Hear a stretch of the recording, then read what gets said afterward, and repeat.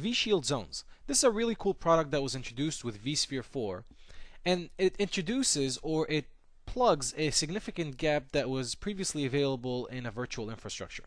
And that gap was the fact that VMware virtualizes the access layer. So prior to vShield Zones, there was no way for a security administrator to have any kind of visibility yet control over any kind of traffic that was flowing from a virtual machine to a virtual machine or among a virtual machine. So that posed a significant problem. So with the introduction of vShield Zones, what VMware did is they gave you the ability, they gave you some tools in order for you to view and monitor the traffic that's flowing between virtual machines through virtual switches. Now the way that VMware virtualized the access layer is through virtual switches and vNetwork distributed switches, etc. So what vShield Zones does is it creates a type of a VMware or a VM firewall. So it allows you to create rules, what you can access, what you can't. It allows you to go down to not just source destination IP addresses, you can also block at the port level, whether it's TCP or UDP, and have that sort of granularity as far as rules are concerned. So think about it as a traditional physical firewall, except this is a firewall that is completely dedicated for your virtual machines. Now there are two components to vShield Zones. There's the vShield Manager and there's the vShield Appliance. Now the vShield Manager, think of this as the centralized management server. It controls all the other appliances that are deployed inside of your virtual infrastructure in order to apply or enforce the rules that you set at the vShield Manager level. Now vShield Manager is deployed via an OVF. You download this from VMware, and we'll show you during the actual on-screen instructions how to install and configure this. It's also accessed via a web interface after it's been installed and configured. Now the second component is vShield Appliances. Now the vShield Appliances are the actual appliances that do the hard labor. Those are the appliances that you deploy on your ESX servers as virtual machines, and their sole purpose is to perform traffic inspection. They also enforce any kind of rules that are applied from the vShield Manager. Now you'll need a virtual or a vShield appliance for every ESX or ESXi host that you have. Now every ESX or ESXi host might have multiple standard virtual switches or VDS switches. So if you have more than one virtual switch with virtual machines on there that you want to protect, you're going to need a virtual appliance or a vSphere vShield appliance for every one of those virtual switches. Now as we go through the on-screen instructions, there's a couple of prerequisites that you need to create in order for the vShield appliance to install properly. We're going to need you to create 3 port groups on the virtual switch that you want to protect. The 3 port groups are going to be VSM management, stands for VS or vShield management, protected and unprotected. Now all 3 need to be just virtual machine port groups, nothing too fancy. During the deployment and configuration of the vShield appliances, it's going to detect that these 3 port groups are available, and it's going to use them as part of the configuration. So the VS management port group is used for the vShield appliance, the vShield manager communication. So that's the port group by which they communicate, and the vShield manager is able to pass on commands.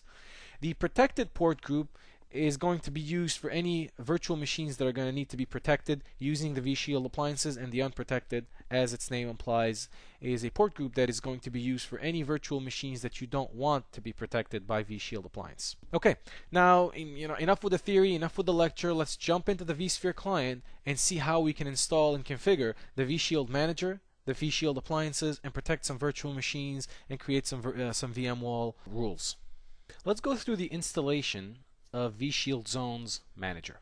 So the first thing you're going to want to do is you want to make sure you've downloaded the OVF file somewhere on your Virtual Center server in order for you to install it through Virtual Center. So what we're going to do is we're going to go up here to File, and this is kind of the same procedure we used when we installed the Nexus 1000V. We're going to come down here to Deploy OVF.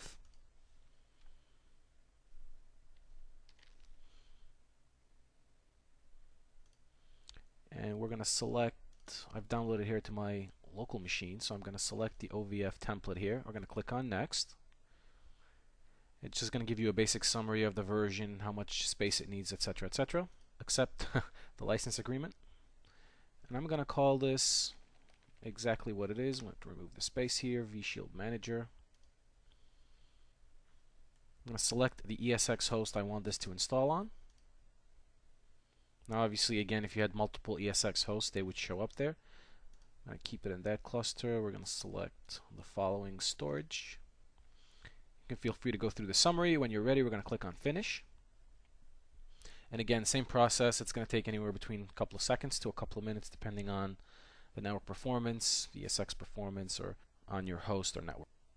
So now, once the OVF has been deployed, the first thing we want to do is we want to configure the network settings. We need to configure the TCP stack for this VM before we can connect to it and start configuring it and configuring vShield Manager.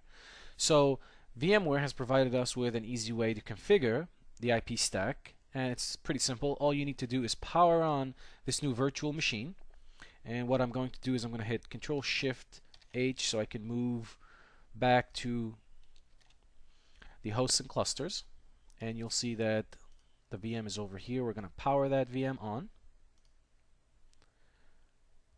And once it's powered on, what we're going to do is we're going to open the console, because it gives us a command that we can put into the console of the VM that allows us to configure the IP stack.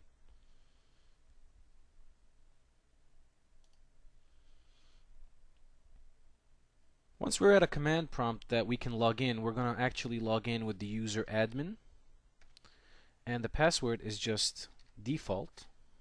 And voila. Once we get the command prompt here, we're going to type in setup and we're going to hit enter, and this allows us to configure the IP stack. Now for an IP address, what I'm going to give this thing is 10.12.112.195 and a subnet mask of 0, default gateway of 10.12.112.1. And yes, we want to save these changes. And voila. At this point, what we're going to do is we're going to launch a web browser and connect to vShield Manager on the IP configuration or on the IP stack that we just configured. Alright, we're going to close the console here. We're going to open a browser, and we are going to navigate to the IP address that we just configured for the vShield Manager. We're going to log in with admin, and default is our password, and voila. In a few seconds here, it's going to prompt us to give the information for a virtual center. So what we're going to do is we're going to give it or provide the information necessary for it to connect to virtual center, so it can give us the inventory of hosts and clusters, the networks, etc. I'm going to do 112.151. A username with administrative rights. This allows it to enumerate a virtual center. And voila. It has enumerated our instance of virtual center. As you can see, this is my data center. This is the host that we have configured in it, some of the virtual machines, some of the resource pools, etc. Now, a couple of things I failed to mention real quick here when we started this. As you can notice, we connected over HTTPS. Now, all I did was I had to put in the IP address of vShield Manager, and it automatically redirected me to HTTPS. So even though I didn't have to specifically use HTTPS, it was able to redirect it. So that's one thing. The other thing is I went ahead and put the IP address of virtual center here. If you wanted to use the host name, you obviously want to pre-configure the host name inside a DNS or inside of a host file so that it knows how to resolve it. Okay, now the last step that we need to do in order for us to finish the configuration of the vShield Manager is we need to register the vSphere plugin. So you're going to scroll all the way to the right here and click on vSphere plugin, and we're going to click on register. Now if you wanted to unregister it, now obviously you'd come back to this web page and you'd click on unregister. Since this is the first time we do this, we're going to accept the security warning, or we're going to ignore it actually. And as you can see here, it says register plugin operation successful on the following virtual center host, and gives us the IP address. Alright, now this would conclude the setup of the vShield Manager. Now the next step would be to deploy some of the vShield appliances that would serve as our VM wall, if we can call it, to protect or to start monitoring the traffic that our virtual machines exchange back and forth. Now that we have the vShield Manager deployed and configured properly, let's go ahead and deploy the vShield appliances. And to do that, we're going to switch back to the vSphere client here, and we're going to follow the same process. We need to deploy an OVF file in order to deploy the appliance. So I'm going to go up here to File, Deploy OVF, And since I have it pre-configured, I've done the exercise a few times before this, so I have it selected here. I'm going to click on Next. You can feel free to read through the version, etc. Accept the license agreement. And I'm going to call this vShield 01. Actually, let's call this vShield underscore template, since we are going to convert this into a template. Whoops, if I could type. Next. I'm going to keep it at the default here. I'm going to select the second storage. And we get to this screen. Now, during the lecture, I mentioned to you that you need to pre-configure 3 networks for the vShield appliance: the VS management, the protected, and the unprotected. Now, I've done this already in preparation of this, and I'll show you after the deployment where I've done this. And this is why it prompts you, because it recognizes that they are available, so it knows how to communicate with them. So we're going to click on Next. Go through the summary, finish, and voila. Now it's going to take a few minutes or a few seconds again to deploy this virtual machine. As soon as the virtual machine is done, I'm going to take this and convert it into a template. And the reason we're going to convert it into a template is because you need a vShield appliance for every ESX host that has virtual machines you intend on protecting. You're going to need a virtual appliance. You're also going to need a virtual appliance if you have multiple virtual switches. So you can see how you're going to need to probably deploy multiple vShield appliances, and thereby the use of a template makes the rapid provisioning of these appliances much quicker. So I'm going to click on Close here since it's deployed. And then I'm going to take the vShield template virtual machine, scroll down to Template, and we're going to convert this into a template. And voila. Now before we move on, I'm going to take you to the host configuration here. We're going to go into networking, and there it is. And you'll notice that I've already pre-created these port groups that are required: the VS management, the protected, and the unprotected. Now for your environment, you obviously want to select the proper VLANs that correlate for the necessary traffic. Okay, now that we've created the template, what we need to do is we need to deploy the virtual appliance to any ESX or ESXi host that has virtual machines we want to protect. So we're going to switch back to the browser, the vShield Manager browser here. We're going to select an ESX or ESXi host from the inventory. And on the right here, we're going to click on Install vShield. We're going to click on the Configure Install Parameters. Now, in the Select Template to Clone here, we're going to select the template that we want. In this case, we have one template. That's the one that we convert. That's the vShield appliance that we converted into a template. It comes in handy here because you can use it easier. Now, we're also going to select the data store where we want to store this in. So I'm going to just select the first one. We're going to enter a name for this, and I'm going to call this one vShield 01. Now, we're going to specify an IP address for this vShield VM instance, so I'm going to give it 10.12.112.197. I believe that's open. We're going to give it also a subnet mask and a default gateway.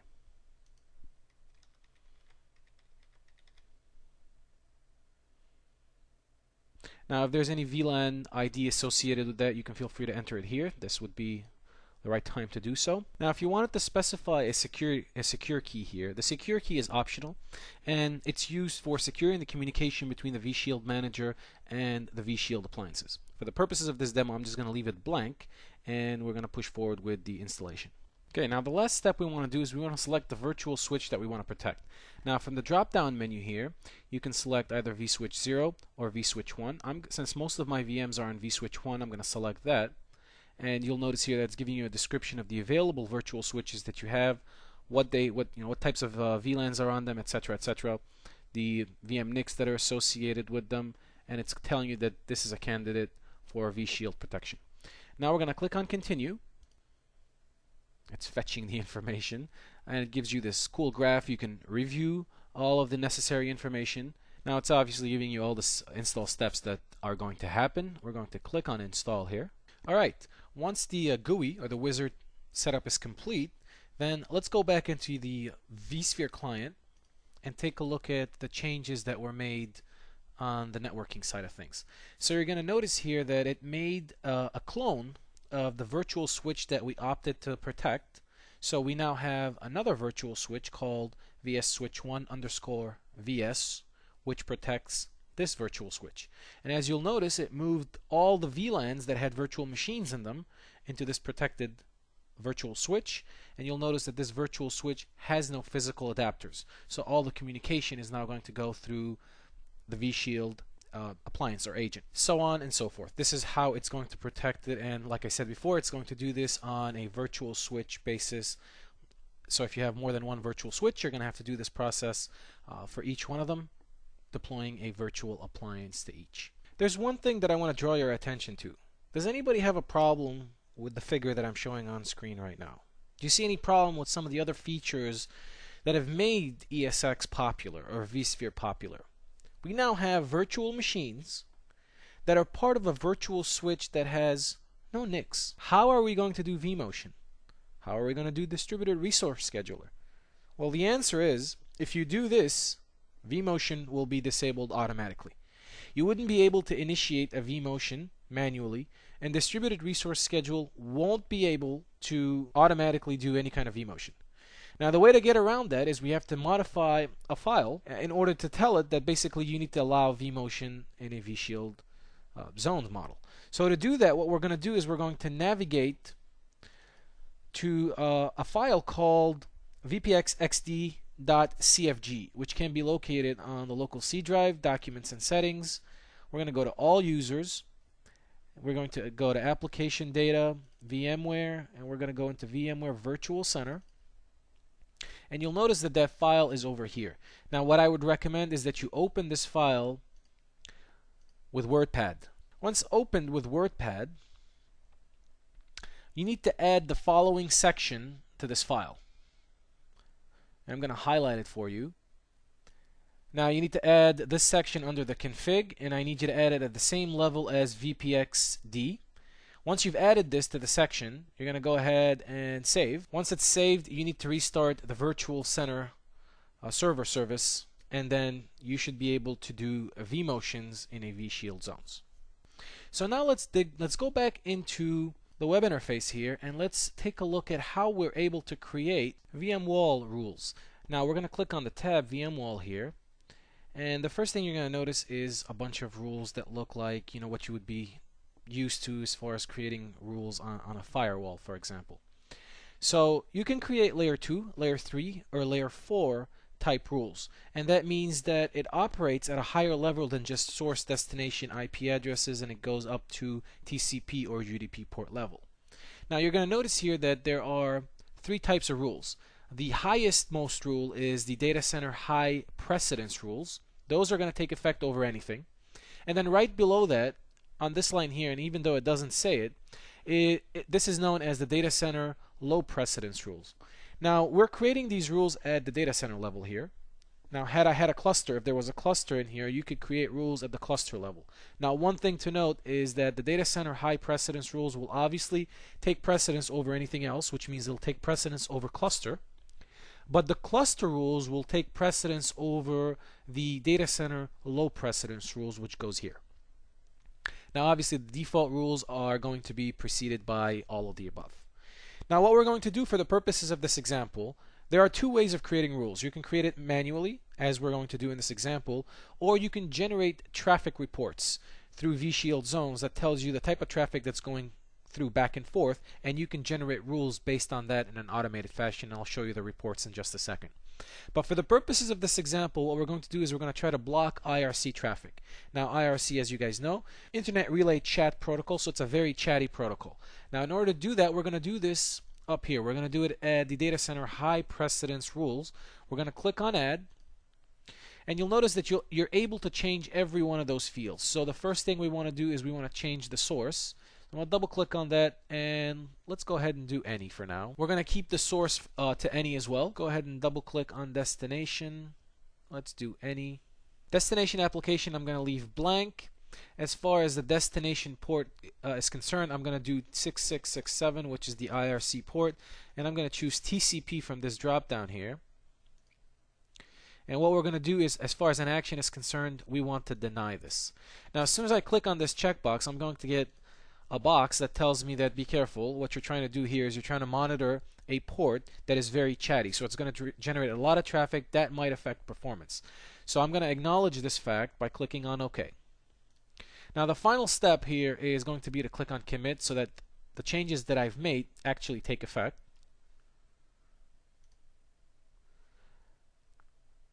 Do you want to commit these changes? Sure.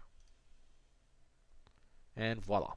Now, there's one thing to note here, and it's kind of simple, but I'm going to note it anyway. There's up or down, so that means you can take your rules up or down based on how you would want the precedence of these rules to take effect first. So if you want another rule to override or to be processed before the IRC rule that we just created, you can select that rule and click up, and that'll go up, so it'll be processed first. So what happens here is these rules are now acknowledged on the VM wall. What happens after this is these rules are now synchronized to all the vShield appliances, and they are enforced. So every vShield appliance is going to enforce this rule on the traffic going in and out, the traffic of the VMs that are that it's protecting. All right, now let's assume you didn't know what type of traffic you wanted to block, and you needed a way to find the type of traffic that you need and to automatically create a rule. Now we can do this as well in an easy way. So you have a tab here called VMflow. If you click on VMflow, it's going to generate reports on the type of traffic that's going in and out. So what we want to do is we want to drill into this report. You got some charts here. You can select the dates and time that you want to view this report through. But what I'm going to do here for the purpose of this example is I'm going to show the report. And now we're going to drill down into this report and figure out how we can take the information that's available to us in this report and generate a rule out of it. So I'm going to expand this. I'm going to expand UDP here.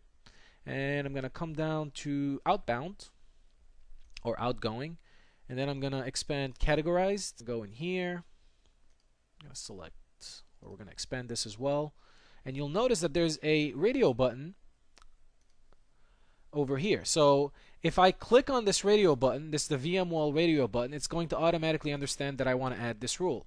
I'm going to go ahead and do that. It's pretty much letting us know that it's going to redirect us in order to add a rule. I'm going to click on OK.